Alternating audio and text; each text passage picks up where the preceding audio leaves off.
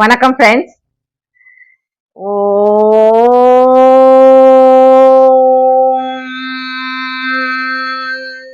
நம சிவாய. சரபேஸ்வரர் சரபேஸ்வரர் யாருன்னு எல்லாருக்கும் தெரிஞ்சிருக்கும். ஏன்னா இரண்யனை நரசிம்மர் அழித்த பிறகு நரசிம்மருக்கு அந்த கோபம், ஆக்ரோஷம் எதுவுமே அடங்கவே இல்லை. அவர் அப்படியே ஆக்ரோஷத்தோட அவர் இருக்கும்போது எல்லோருக்கும் பயம் ஏற்பட்டது. இறைவனாக இருந்தால் கூட அவரோட ஆக்ரோஷம், கோபம் என்ன பண்ணுவாரோன்னு சொல்லி ஒரு பயம் ஏற்பட்ட போது எல்லோரும், முனிவர்கள், ரிஷிகளிலிருந்து, பக்தர்கள் இருந்து எல்லோருமே சிவபெருமான்கிட்ட போய் வேண்டி கேட்டுக்கிறாங்க. நாங்க இப்ப என்ன செய்யட்டும்? நரசிம்மருடைய ஆக்ரோஷம், கோபம் இவ்வளவு அதிகமா இருக்கே அப்படின்னு கேட்கும்போது சிவபெருமான் சரபேஸ்வரர் வடிவம் எடுத்து வந்து அவரை ஆலிங்கனம் செய்து கொண்டார். அப்படி ஆலிங்கனம் செய்து கொள்ளும் போது நரசிம்மருக்கு அந்த ஆக்ரோஷம் கொஞ்சம் கொஞ்சமா தணிந்தது. இந்த ஆக்ரோஷம் தணிந்த பிறகு எல்லா கோவில்களிலும், அதாவது சரபேஸ்வரருக்குன்னு இருக்கக்கூடிய திருபுவனம் கோவிலாக இருக்கட்டும், வேறு சில கோவில்கள்ல தூண்களிலும் விதானத்திலும் கூட சரபேஸ்வரர் இருந்து அருள்பாலிச்சுட்டு இருக்காங்க. அதுவும் முடியாத என்ன என்ன விளைவுகள் இருக்கோ, அதாவது பக்தர்களால் தாங்க முடியாதது என்ன என்ன பிளாக் மேஜிக்னு சொல்லக்கூடிய அந்த பில்லி, சூனியம், கண் திருஷ்டி, ஏவல், இந்த குட்டிச்சாத்தான ஏவறது, இது போல நிறைய பிளாக் மேஜிக் இருக்கு இல்லையா? இது எல்லாத்தையுமே அடக்கணும் அப்படின்னு சொன்னா சரபேஸ்வரரை வழிபட்டாலே போதும். அப்படிப்பட்ட சரபேஸ்வரர் அழகான உருவத்துல ஒரு திருக்கோயில்ல இருக்காரு. அந்த திருக்கோயிலை பற்றி நாம பார்ப்பதற்கு முன்னால நீங்க ஜெயகௌரி ஜோதிடாலயம் சேனலை முதன் முறையா பார்க்கிறவங்களா இருந்தா சப்ஸ்கிரைப் பண்ணுங்க. அதே போல பெல் ஐகானை கிளிக் பண்ணுங்க, லைக் பண்ணுங்க, ஷேர் பண்ணுங்க. அதே போல நான் எப்பவும் சொல்றதுதான், ஓம் நம சிவாய அப்படின்னு சொல்லி கமெண்ட் பண்ணுங்க ஃப்ரெண்ட்ஸ். வாங்க சரபேஸ்வரரை போய் தரிசிப்போம்.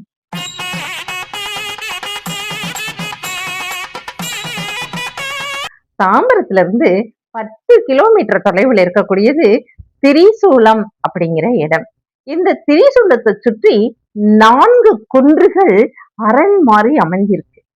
அந்த 4 குன்றுகளும் 4 மறைகளாக, அதாவது 4 வேதங்களாக போற்றப்படுது.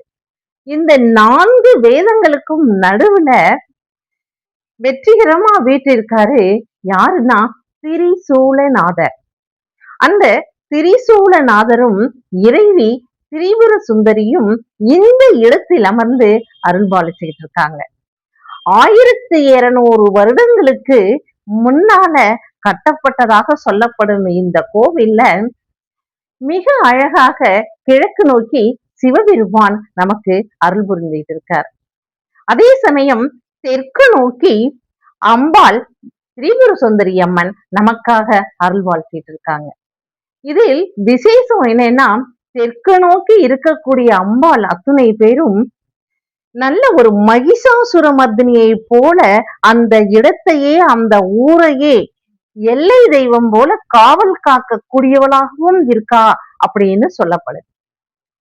எல்லா கோவில்களிலுமே கிழக்கு நோக்கி சிவபெருமானும் அதனை போலவே கிழக்கு நோக்கி அம்பாளும் தான் இருந்திருப்பாங்க. நீங்களும் நிறைய இடத்துல பார்த்திருப்பீங்க. ஆனால் பாருங்க, சில கோயில்களில் மட்டும்தான் ஒரே இடத்தில் நின்று சிவபெருமானையும் தரிசிக்க முடியும், தெற்கு நோக்கி இருக்கக்கூடிய அம்பாளையும் தரிசிக்க முடியும். அப்படிப்பட்ட கோவில்களில் ஒன்றுதான் இந்த திரிசூலநாதர் கோவில். இங்கே தெற்கு நோக்கி அம்பாள் திரிபுர சுந்தரி நமக்கு அருள்பால் செய்யிட்டு இருக்காங்க. இங்க ரொம்ப முக்கியமா ஒண்ணு சொல்லப்படுறது என்னன்னா, சரபேஸ்வரர். இந்த சரபேஸ்வரர் வழிபாடு திருபுவனத்துலதான் முக்கியமா நடைபெறுகிறதுனாலும், ஏற்கனவே நான் சொன்ன மாதிரி சில கோவில்கள்ல விதானத்திலையும், சில கோவில்கள்ல தூண்களிலும் நாம சரபேஸ்வரரை வழிபடலாம். அப்படித்தான் இந்த பழமையான 1200 ஆண்டுகளுக்கு முன்பே கட்டப்பட்டதாக சொல்லப்படும் இந்த திரிசூலநாதர் கோவில சரபேஸ்வரர் ஒரு தூண்ல அருள்பாலிச்சுக்கிட்டு இருக்கார். இதுல என்ன விசேஷம் சரபேஸ்வரர்ல அப்படின்னு கேட்டா, இங்க சரபம் அப்படிங்கிற ஒரு பறவையின் இறகோட தான் சரபேஸ்வரர் இருப்பார் இல்லையா? ஆனா இந்த திரிசூலநாதர் கோவில்ல அந்த சரபம் அப்படிங்கிற அந்த பறவையோட இறக்கைகள் இல்ல.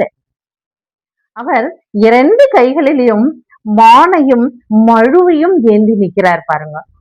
மானையும் மழுவையும் ஏந்திட்டு மற்ற 2 கைகளிலும் நரசிம்மரை பிடித்து கொண்டு அருள்பாலித்துட்டு இருக்கார். இந்த மாதிரி ஒரு நமக்கு காட்சி கிடைப்பது ரொம்ப அரிது. எல்லா கோவில்களிலும் ஆக்ரோஷமா நரசிம்மரை அப்படியே அழுத்தி பிடிச்ச மாதிரி அப்படிதான் நம்ம பார்த்திருப்போம். இந்த இடத்துல அழகா இருக்காரு. அந்த தூண்ல அவரை பார்க்கும் போதே நமக்கு சாந்த சொரூபமா அப்படி இருக்காரு சரபேஸ்வரர். நரசிம்மரை அழுத்தி பிடித்த வாக்குல இருக்கிறதுனால நமக்கு முகத்திலையும் ஒரு அழகான சாந்த சொரூபமா இருக்கிறதுனாலையும் நமக்கு பார்க்கும் போதே ஒரு தெய்வீக உணர்வு நமக்குள்ளே ஏற்படுது. நமக்கு பாதுகாப்பா கண்டிப்பா சரபேஸ்வரர் நம்ம கூடவே வருவார் அப்படின்னு தோன்றது. இந்த கோவில் பிரம்மா வழிபட்ட கோவிலா சொல்லப்படுது. பிரம்மா இங்கு தவம் இருந்து வழிபட்டதுனால சிவபெருமானுக்கு பிரம்மபுரீஸ்வரர் அப்படிங்கிற ஒரு பெயரும் ஏற்பட்டிருக்கு. இதுல தெற்கு நோக்கி இருக்கக்கூடிய அம்பாள்னு சொன்னேனே இல்லையோ, அந்த அம்பாள் கைகள்ல மாலை வச்சிருக்கா. ஒரு கையில மாலையும் ஒரு கையில தாமரை பூவும் வச்சிருக்காங்க. இப்படி இருந்தா, அதாவது ஜபம் செய்யக்கூடிய மாலையை கையில வைத்திருக்கிறதுனால ஞானத்தை அருளக்கூடியவளா திரிபுர சுந்தரி அம்மன் இருக்கா. அதே சமயம் தாமரை பூவை வச்சிருக்கிறதுனால லக்ஷ்மியுடைய அருளான செல்வ வளம் கிடைக்கும் அப்படின்னும் நமக்கு ஐதீகமா இருக்கு. உண்மைதானே ஃப்ரெண்ட்ஸ்? 2 கைகளிலும் மாலையும் ஜப மாலையும் ஒரு கையில் தாமரை பூவும் வைத்திருக்கும் போது சரஸ்வதியும் லக்ஷ்மியும் ஒருங்கே இணைந்த இந்த திரிபுர சுந்தரி அம்மாள் அந்த இடத்துல பார்வதி தேவியாவும் இருக்கா இல்லையா? திரிபுர சுந்தரியா இருக்கக்கூடியவள் கையில் ஜபமாலையோடு சரஸ்வதியாகவும் தாமரையோடு லக்ஷ்மியாகவும் காட்சி அளிக்கிறாங்க. எப்படி ஒரு புனிதமான ஸ்தலத்துக்கு இன்னைக்கு நம்ம தரிசிக்கிறோம் அப்படிங்கிறத பாருங்க. திரிபுரி சுந்தரி அம்மாள் மூகாம்பிகை அம்சமா இருக்கிறதா எனக்கு தோணுது. அவங்க நின்ற கோலத்துல அழகா திரிபுர சுந்தரி அம்மாள் நமக்காக அருள்வாளிச்சிட்டு இருக்காங்க. வீரத்தையும் கல்வியையும் செல்வத்தையும் அளிக்கக்கூடியவளா இந்த இடத்துல இருந்துட்டு இருக்காங்க. அதனால சரபேஸ்வரர் வழிபாடு, நம்ம இந்த திரிபுர சுந்தரி அம்மன் வழிபாடு மற்றும் சிவபெருமான் வழிபாடு இவை எல்லாவற்றையும் 4 மறைகளும் 4 குன்றுகளாக இருக்கக்கூடிய இடத்துல நடுநாயகமாக வீற்றிருக்கிற நம்ம திரிசூலநாதரை நம்ம தரிசிக்கணும். இதுல சரபேஸ்வரர் இருக்கும் இடங்களில் எல்லாமே நாம் எப்படி வழிபடணும் அப்படின்னு சொல்லி கேட்டா, ராகு காலத்துல, அதுவும் ஞாயிற்றுக்கிழமை ராகு காலம்னு ஸ்பெசிபிக்காவும் சொல்றாங்க. ராகு காலங்கள்ல நெய் விளக்கேற்றி வழிபடணும் அப்படின்னு சொல்றாங்க. அதுவும் 5 அல்லது 9 விளக்குகள் ஏற்றி வழிபட்டா, நான் ஏற்கனவே சொன்ன மாதிரி எல்லா விதமான பிளாக் மேஜிக் இருந்தா அதுவும் போயிடும், கண் திருஷ்டி இருந்தா விலகிரும்.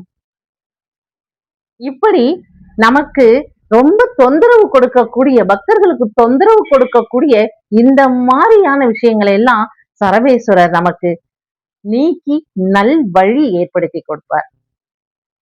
என்னப்பன் சிவபெருமான் அன்பே உருவானவர். கோவிலுக்குள்ள காலில் எடுத்து வைத்த உடனேயே திரிசூலநாதரை பார்த்தவுடன் நமக்கு ஓம் நம சிவாய என்று உணர்ச்சி வசப்பட்டு நம்ம சத்தமா சொல்ற அளவு இருக்கு.